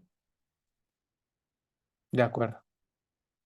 Bien, pues muchas gracias por sus comentarios, han sido bastante interesantes, ¿no? Para tratar de comprender estas diferencias y realidades que tenemos. Yo quisiera, a partir de esto, mostrarles una estrategia que utilizamos en los laboratorios urbanos en México para tratar de crear para tratar de crear una historia que nos permitiera desarrollar una iniciativa de infraestructura verde dentro de los trabajos que estaba realizando WRI. Y para ello nos valimos del uso de narrativas. Una narrativa básicamente es contar una historia de cómo se hace una intervención. Y esto ha sido utilizado dentro de la arquitectura para tratar de comunicar un mensaje que sea efectivo de por qué una intervención es importante. Pero para que eso pueda ocurrir, esta historia, pues debe describir quiénes protagonizan esa historia, dónde se sitúa esa historia y en qué contexto se da. De allí que sea importante poder hacer o entender cuáles son los problemas a los que se puede enfrentar uno, quiénes son los actores y en qué contexto, tanto geográfico como temporal, se puede dar una intervención. Y el propósito de una narrativa es que se genere una visión común que motive a la acción y que esta narrativa se exprese gráficamente. En el caso de una narrativa de infraestructura verde, pues es contar una historia así de una intervención donde se utiliza la naturaleza para resolver un desafío social, como hemos visto de las soluciones basadas en la naturaleza, y donde lo que intentamos es visibilizar los beneficios que puede generar esa intervención. Yo traté de hacer un ejercicio así muy rápido, ¿no? Para tratar de ilustrar esto a partir de una narrativa que hice utilizando inteligencia artificial, donde le puse infraestructura verde en un río en el centro de la ciudad, hay gente caminando, disfrutando en un día soleado, ¿no? Es algo muy genérico, pero una narrativa trata de hacer eso, de contar una historia, de ubicar a la gente pensando en qué emociones puede generar el estar en un espacio y a partir de esa imagen representada gráficamente, motivar a la acción, a la intervención. Entonces, en los laboratorios urbanos que se celebraron en México, en la ciudad de León y de Naucalpan, en un taller que se llevó a cabo para fortalecer las capacidades de los participantes, quienes estaban participando en el desarrollo de diferentes actividades demostrativas, lo que hicimos es desarrollar estas narrativas a partir de 4 sesiones. Una donde explicábamos, bueno, en cada sesión había diferentes actividades prácticas. Partimos de tratar de explicar cómo se entendía las soluciones basadas en la naturaleza y infraestructura verde dentro de la concepción de la acción climática, cómo se vinculaba esto con el proceso de diseño y cómo se podía aplicar. Para eso hubo un grupo de facilitadores de carácter interdisciplinario. Estuvimos allí participando algunos arquitectos paisajistas, algunos arquitectos, algunos biólogos y geógrafos en cada una de las etapas, con la intención de que también los participantes no solamente se nutrieran del conocimiento que tuviéramos nosotros, sino que pudieran comprende la complejidad y la necesidad de que estos procesos se dieran a partir de procesos colaborativos interdisciplinarios, ¿no? Donde las soluciones se construyen por la convergencia de los conocimientos y riqueza de experiencias de las personas. Y bueno, quisimos que el grupo facilitador también reflejara eso. Y después de haber generado a partir de esta metodología algunas propuestas de diseño, la última sesión fue de retroalimentación, y es ahí donde pues pudimos reflexionar respecto a algunos aprendizajes que podían surgir de estas iniciativas.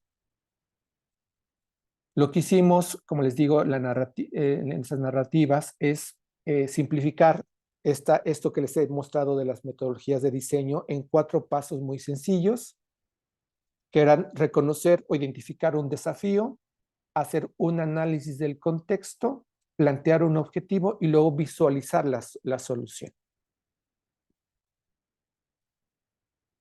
En el caso del problema, partimos de los desafíos que ya se habían identificado dentro del propio laboratorio, y lo que quisimos es ordenar esos desafíos o problemas como base para el análisis en 2 sentidos.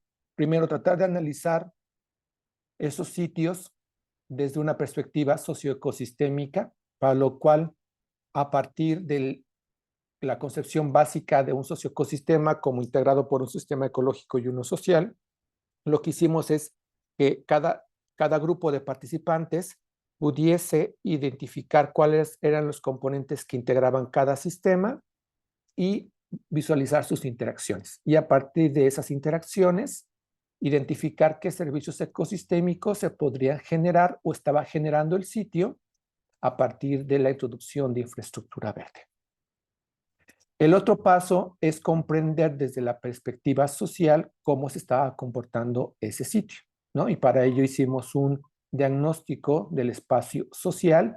Aquí más que tratar de entender las características físicas del espacio, nos interesaba entender cómo se comportaba la gente dentro del lugar, ¿no? Entonces, lo que les propusimos a los integrantes de los laboratorios es delimitar el lugar espacialmente, pero como base para poder hacer luego un mapeo de conflictos a partir de reconocer quiénes eran los actores, ¿no? Utilizamos algunos esquemas de este tipo. Se mapeó el lugar, se hizo el registro de ese sitio a partir de sus diferentes componentes. Luego se mapearon los conflictos, y lo que resultaba interesante de esta parte de mapear los conflictos era tratar de entender cómo se podían abordar, ¿no? Tú identificas un conflicto a partir de la no convergencia de intereses de las personas. ¿Cuáles podrían ser las soluciones para tratar de conciliar esos intereses? Teniendo esto como base, lo integramos en una ficha de la narrativa. Esta ficha de narrativa lo que hacía era hacer un planteamiento de un problema, el planteamiento de un objetivo y desarrollar una visión o un concepto a partir de ciertos elementos, ¿no? Que contuviera una descripción del sitio, de las emociones que evocaba, de las cosas y personas que se encontraban allí y los beneficios que brindaba. Para tratar de visualizar cómo se daba esa visión, pues lo hicimos de 2 maneras distintas. En el primer laboratorio de León lo hicimos utilizando estas fichas de soluciones, diferentes estrategias de infraestructura verde que se podían implementar en el sitio y cómo se podían integrar para tratar de crear una imagen objetivo, es decir, tratar de visualizar cómo se iba a expresar en el lugar. Y en el caso de Naucalpan, aunque también tuvimos a la mano estas fichas, aquí cambiamos un poquito la estrategia.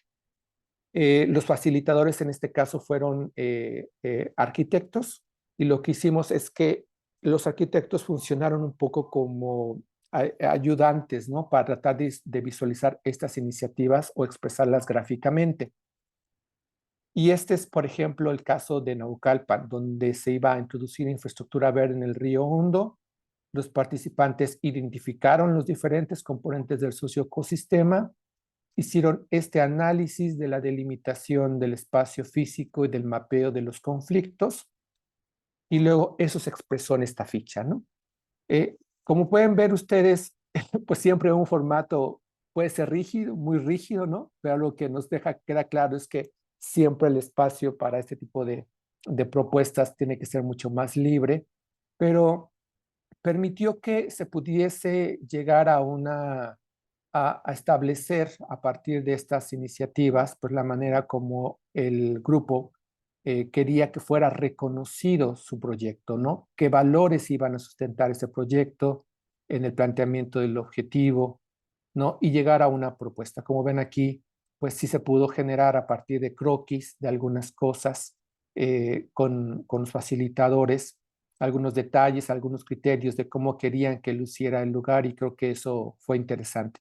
Y luego algo que le pedimos a cada uno de los grupos es que a partir de esta narrativa elaborara un pequeño discurso, ¿no? A partir de algo muy sencillo que comunicara el mensaje respecto a la relevancia que tenía esta intervención, ¿no? Entonces, utilizando esas narrativas, pudimos en estas sesiones generar una idea de cómo podría, a partir de cierto ciclo básico de diseño, generar una propuesta de infraestructura verde, ¿no? A lo que nos interesaba, sobre todo para los laboratorios urbanos, es que pudiese haber claridad sobre el proceso de diseño, ¿no? A partir de esta técnica y que sirviera de base incluso para poder hacer otras o diseñar otras iniciativas. Y bueno, esto vamos a utilizar esta técnica un poco para hacer un ejercicio a continuación. Antes de hacerlo, simplemente quisiera destacar algunos puntos esenciales de lo que hemos venido diciendo en esta ocasión, y es que la infraestructura verde, pues, es una solución basada en naturaleza que brinda una oportunidad de adaptación climática, y eso creo que hay que tenerlo en mente, que las narrativas tienen sobre todo el fin de generar una visión colectiva de los beneficios que genera la infraestructura verde y que para que una solución de infraestructura verde sea eficaz hay que prestar atención al proceso. Se sustenta en un proceso de planeación y diseño colaborativo. Son creo que tres aspectos que quisiéramos destacar en esta ocasión. Y bueno, ¿qué les parece si ponemos en práctica esto? Vamos a utilizar una plataforma en Miro, seguramente, o quizás algunos de ustedes la han revisado. Creo que Andrea va a hacer un comentario antes de pasar Sí, a sí, esto. gracias, Jairo. No sé si quieres mejor abrir primero preguntas y antes de pasar al Ok, Miro, porque de pronto esta sí. parte de la sesión, ¿alguien tiene algún cuestionamiento o quiere saber algo más de lo que nos acabas de presentar tan interesante que se realizó en Naucalpan y León? Sí, Entonces, pues adelante. Las lecciones sobre lo que se concluyó en el laboratorio, yo quisiera presentárselas una vez que, que concluyamos el ejercicio que vamos a hacer. Sí, pero adelante con las preguntas. gracias. Sí. No sé si alguien tiene preguntas. Si no, Valeria ya se reconectó, que nos estaba compartiendo un caso muy interesante, pero la conexión no funcionó muy bien. Valeria, si quieres retomar.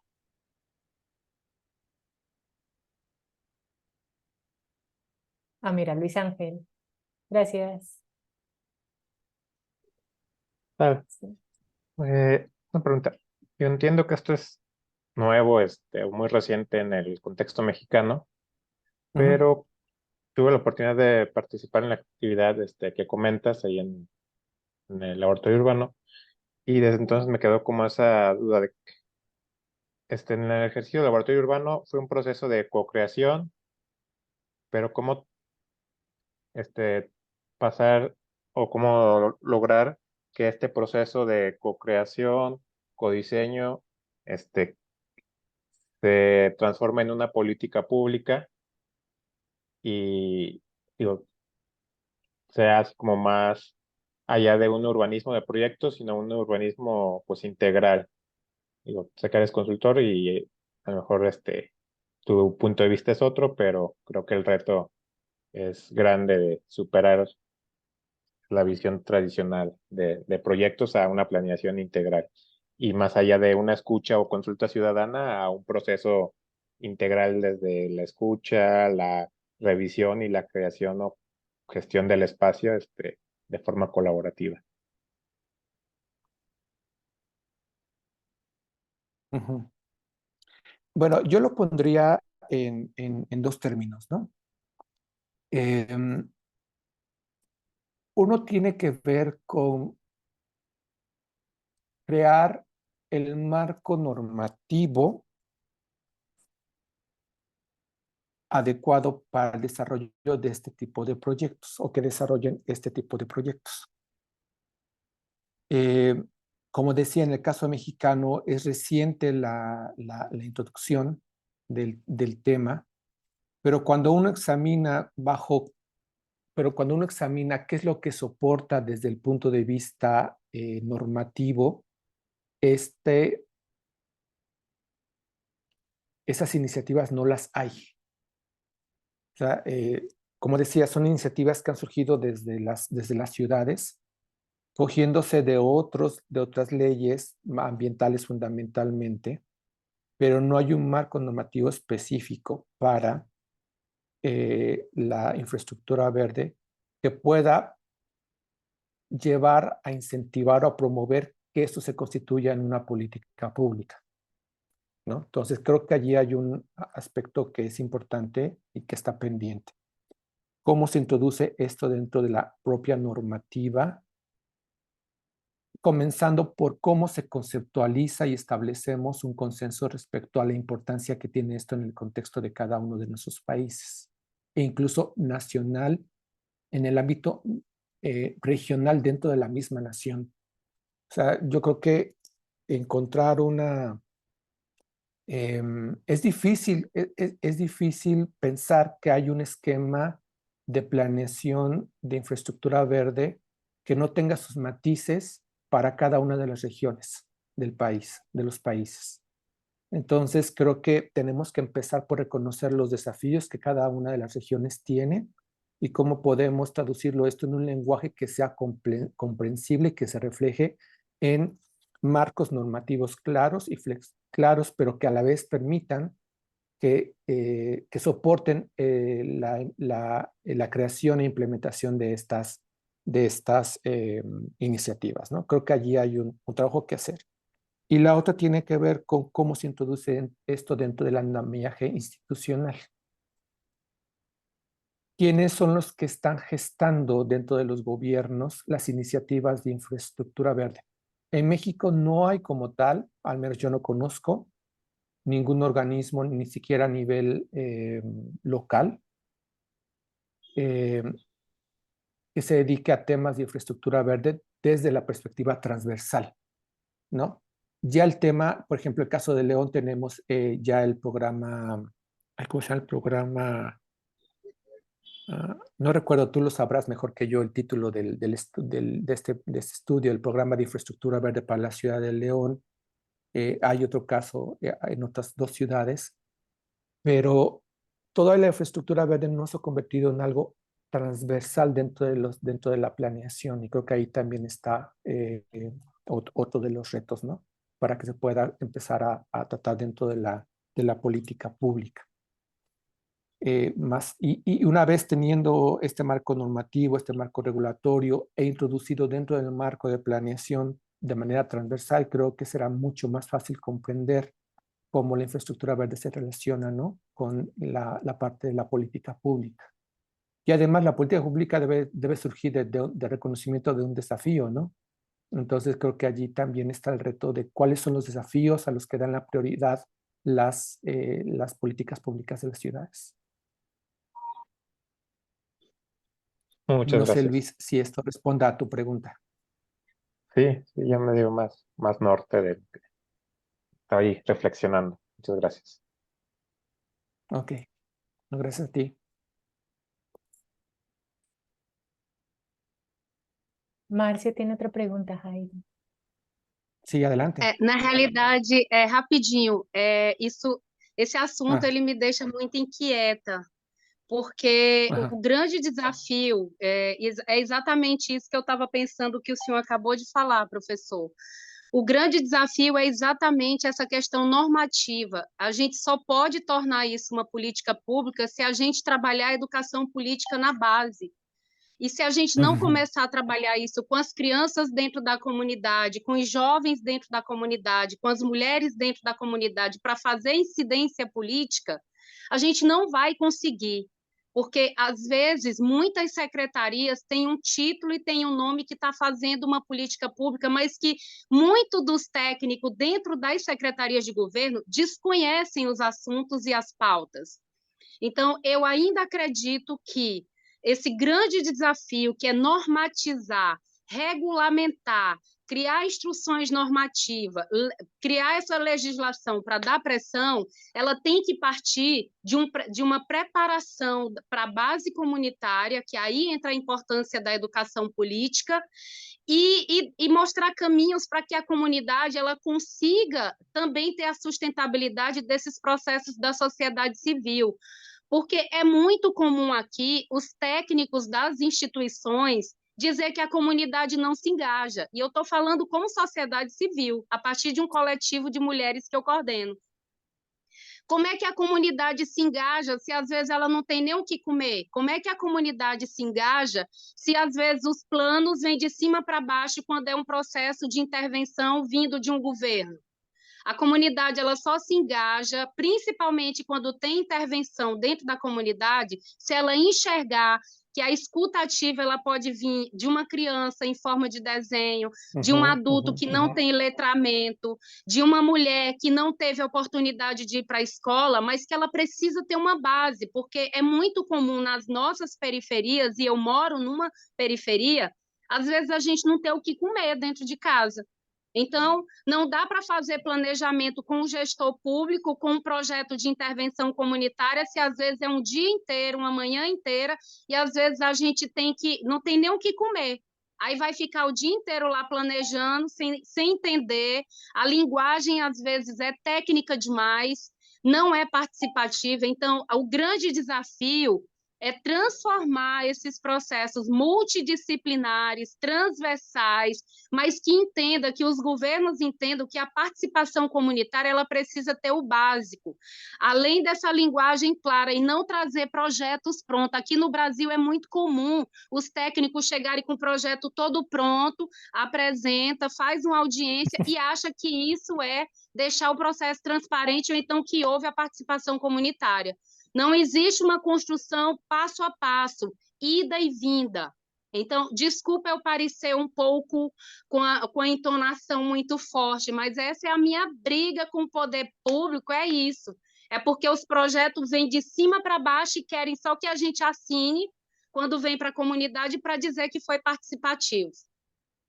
Então, eu acho que esse é o grande desafio, preparar a comunidade através da educação política para entender os processos, para só então dar pressão para a formulação de política pública para que a comunidade e o projeto seja pensado e integrado com a comunidade, com iniciativa privada, com quem quer que seja, porque não adianta trazer projeto bonito, lindo, de prédio grande, sem trazer soluções baseadas na natureza, conhecimento popular da comunidade, porque ninguém melhor para conhecer onde a gente mora do que a própria comunidade. O técnico traz o conhecimento técnico e a gente traz a vivência comunitária. Eu acho que esse é o grande desafio, é a gente avançar e evoluir nesses processos, porque senão não adianta dizer que a comunidade não se engaja. Não se engaja porque não sabe, não tem condições.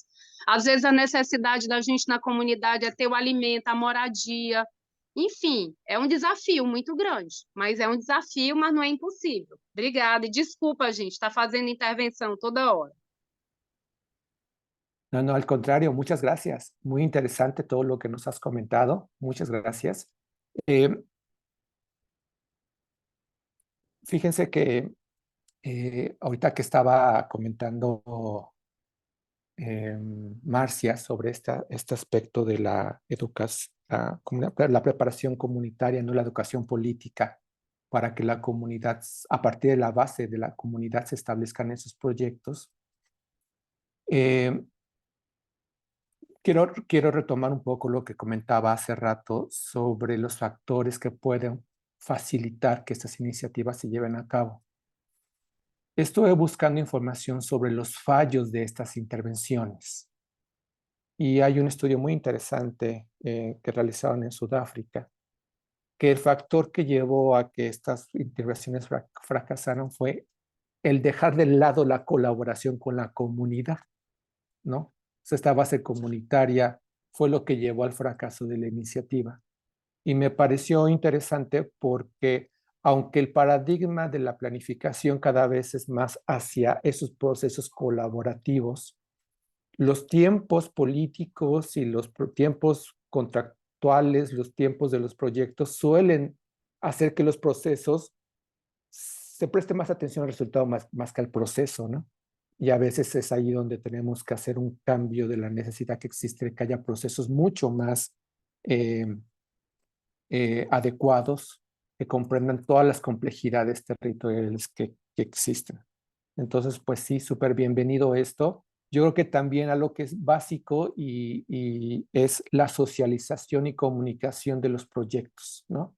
Es ahí donde también existen muchas fallas, cómo se socializa y cómo se comunican a los interesados, especialmente a la gente que no es técnica, ¿no? A la gente que no es técnica, cómo se pone en términos más sencillos lo que implica un proyecto y los beneficios que puede generar. Pero súper interesante. Muchas gracias, Marcia. Jairo, la sesión termina en tiempo. No sé si tú quieres presentar los avances y mi sugerencia sería que compartamos las experiencias en el Miró de manera autónoma, que quede abierto para que los participantes puedan hacerlos por ciudades y volvemos y hacemos otra sesión más participativa, que cada uno dé sus reflexiones después entre integrantes de laboratorios, porque todos tienen compromisos de tiempo. Y les pediríamos 5 minutitos más para presentar las conclusiones que tú tienes del caso de México. Y en mi caso quisiera invitarlos a la próxima capacitación del lunes sobre narrativas con drones. Ok, de acuerdo. Sí, por supuesto. Bueno, esta parte era la reflexión colectiva, un tablero que diseñamos para que ustedes puedan allí generar una visión de infraestructura verde en torno a sus ciudades, a partir también de otros trabajos que se han hecho anteriormente en esta serie de capacitaciones. Por ejemplo, la que se hizo antes de soluciones basadas en la naturaleza. Y queríamos plantearles la generación de esta visión a partir de estos 4 elementos básicos que hemos utilizado en el laboratorio urbano, de identificar un desafío, comprender o visibilizar un servicio ambiental, la importancia de crear alianzas y cómo eso genera una visión, ¿no? Cómo se puede expresar eso en una visión. Entonces, ahí lo dejamos en el Miro para que lo puedan hacer. Y la otra parte del ejercicio estaba vinculado a cuáles son los aspectos en común que comparten esas visiones, ¿no? O cuáles son esos puntos en común.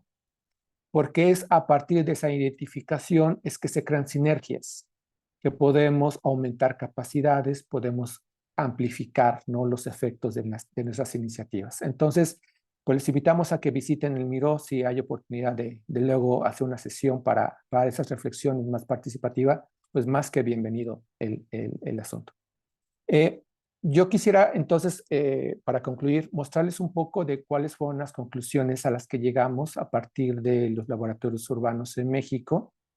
En la última sesión le propusimos a los participantes reflexionar sobre los aprendizajes, sobre todo del proceso. Y partimos de esta pregunta detonadora. ¿Qué proceso seguirías para replicar iniciativas de infraestructura verde en otros sitios de la ciudad? Cada uno de los grupos dio sus puntos de vista, algunos los escribieron, pero lo que hicimos para tratar de analizar esto es ubicar estos aprendizajes o estas lecciones dentro de los estándares de soluciones basadas en la naturaleza. De estos 8 criterios que les decía que abarcan han sido propuestos para tratar de estandarizar o medir la efectividad de proyectos de infraestructura verde o iniciativas de infraestructura verde, pero sobre todo enfocados en el diseño y planeación. Y, perdón, y esas son algunas de las cosas que encontramos, ¿no? Primer punto, encontramos que se vincula con 3 criterios principalmente. El que está relacionado con el entendimiento de los desafíos que hay que atender, la manera como los diseños se deben adaptar al contexto y cómo hay necesidad de que se den bajo esquemas de gobernanza inclusiva. En ese sentido, parte de lo que decían los participantes es que había que vincular las demandas y necesidades de la población con los proyectos y ponderar los problemas, ¿no? Eso es muy importante porque cuando se trata de establecer un desafío, no basta únicamente con hablar o enlistar una serie de problemas, sino que hay que priorizar cuáles de esos problemas son los que hay que atender de inicio y que son básicos para poder establecer una posible solución. Y a partir de priorizar esos problemas, de priorizar esos desafíos, identificar, como hemos reiterado en esta ocasión, cuáles son los beneficios que puede generarse si se establece una intervención en relación a los problemas. El otro punto tenía que ver con esta parte del contexto. Y algo que me pareció súper interesante y que varios de los participantes mencionaron es que si bien era importante la intervención en el sitio, era necesario comprender cuáles eran los vínculos de la iniciativa de sitio con la ciudad o con una escala mucho más amplia.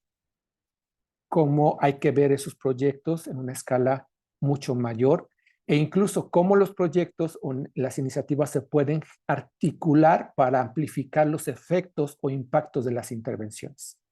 Y eso es interesante porque nos habla de lo que se habla en los criterios o lo que mencionan los criterios de que las iniciativas deben reconocer las interacciones humanas y deben generar sinergias entre los sectores que intervienen. Y yo diría entre los actores también que intervienen, ¿no? Por lo que hemos estado diciendo en esta ocasión. Y otro aspecto también importante era el de la gobernanza. Y aquí surgieron varios aspectos. Cómo hay que conciliar perspectivas, cómo hay que integrar experiencias y cómo hay que identificar liderazgos, ¿no? Y traigo a colación, quise ponerlo así, porque alguno de los participantes mencionó alguien que tome y mueva el ejercicio. Creo que algo que es importante, sobre todo, y que surge de las iniciativas, es la necesidad de que haya un cambio, ¿no? De que haya una implementación, y eso requiere de que pues se tome seriedad respecto a quién puede o cómo podemos mover en conjunto todo esto.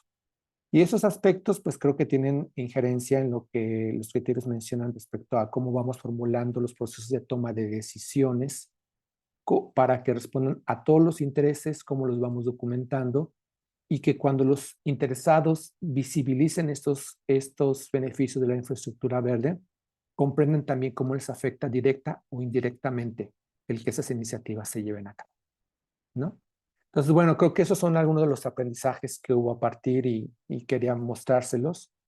Seguramente a partir de la reflexión que podamos hacer con los demás laboratorios surgirán muchas más cosas que decir al respecto. Pues muchas gracias. Cualquier pregunta, comentario o comunicación que haya, pues aquí estamos. Jairo, muchas gracias a ti, muchas gracias a todos los participantes. Creo que esta sesión cierra el ciclo de conferencias técnicas de una manera que responde a muchas de las preguntas que algunas personas daban al comienzo cuando hablábamos de soluciones basadas en la naturaleza, de empezar a hablar un poquito de gobernanza, de las barreras políticas, de qué hacer frente a financiación. Y bueno, nunca se termina. De verdad creo que ha sido una sesión bastante interesante. Muchísimas gracias. Quisiera compartirles en el chat el link para la próxima, para la encuesta de esta sesión, por favor, para que la revisen, la diligencien y si les interesa obtener el certificado también lo puedan hacer. Muchas gracias. Adicionalmente quisiera invitarlas a una sesión el próximo lunes, un segundo, me organizo aquí un momento, el próximo lunes 9 de octubre a las 9 de la mañana hora de México, 12 del día de Argentina y de Brasil, tendremos la sesión denominada narrativas con drones o drones journalism. La idea de esta sesión es seguir un poquito integrando lo que habíamos empezado a hacer de comunicación a través de la fotografía, a través de los archivos de la memoria, y ahora con este interés de transmitir nuestras historias de problemas y de soluciones en nuestros territorios. Entonces es una nueva herramienta para hablar de lo mismo. Yo ya les compartí esta información con los equipos de país. No sé si están viendo mi pantalla. Bueno, yo ya les comparto el link. ¿La ven bien? ¿Sí? ¿Se ve bien? Alejandro, ¿se ve bien? Ay, lo siento, lo siento. Ya, lo ven bien, ¿verdad? ¿Sí?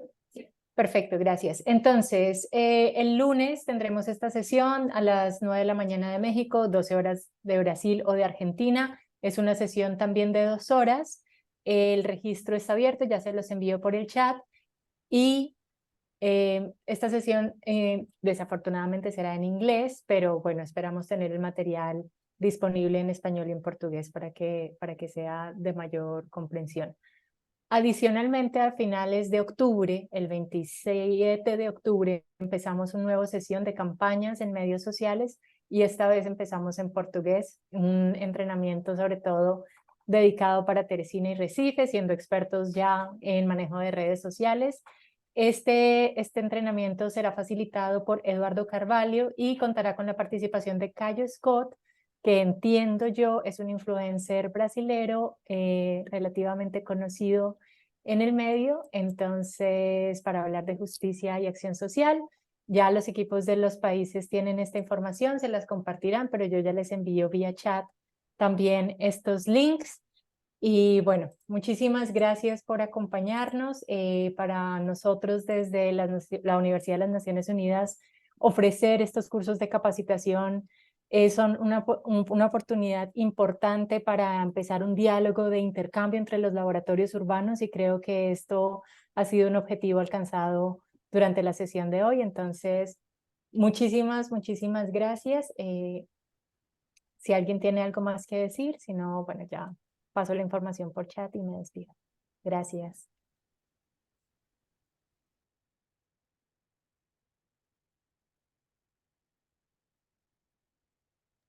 Muchas gracias.